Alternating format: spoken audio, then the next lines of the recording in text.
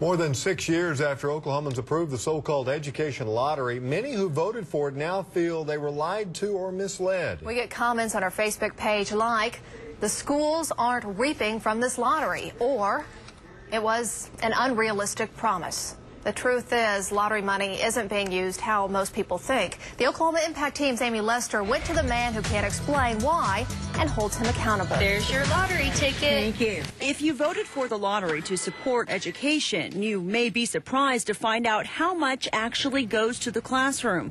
At least Cassie Prince was.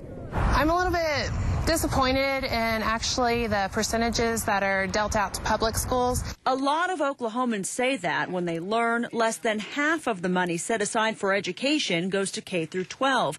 90% is split equally between K through 12 and higher education. The remainder's for a school consolidation fund and teachers' retirement. They make the laws. Make the laws right. Very good. And you aren't the only ones feeling cheated. It's disappointing, yes. Like most school districts in Oklahoma, Guthrie is doing everything possible to keep the doors open. We're facing financial struggles all the way around. Superintendent Terry Simpson says despite what the Lottery Commission's commercials imply, his district's not getting lottery money to spend as it chooses on buses, textbooks, or computers. His piece of the lottery pie, $138,000 last year, went to one thing only.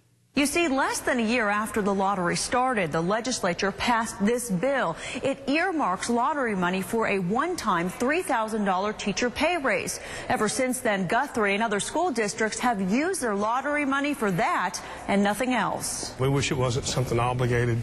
Certainly would help us right now. Simpson and others say the pay raise was needed. They just didn't think the lottery would be lumped together with the rest of their state aid earmarked for something specific. We're kind of backed into a corner that we're going to have to continue to use those funds to pay those salaries. What I think about it, I think it's wrong. Representative Jerry McPeak did not vote for the pay raise bill. He believes schools should get lottery funds in a separate check above and beyond the normal allocation.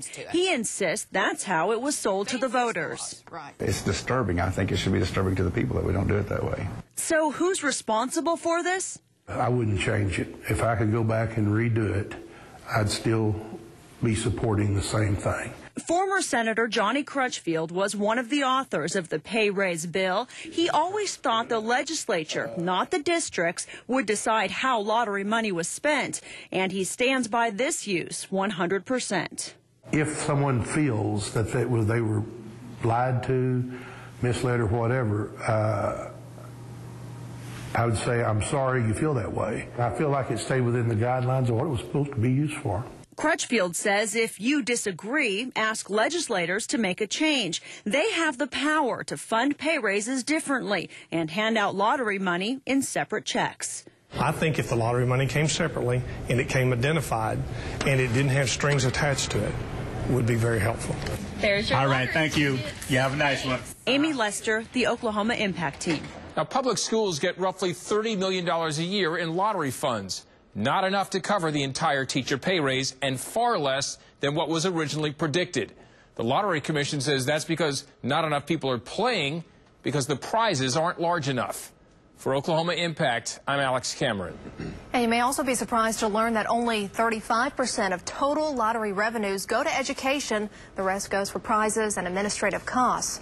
If you want your lawmaker to do something about this, go to news9.com/Oklahoma Impact to find how to contact your representative.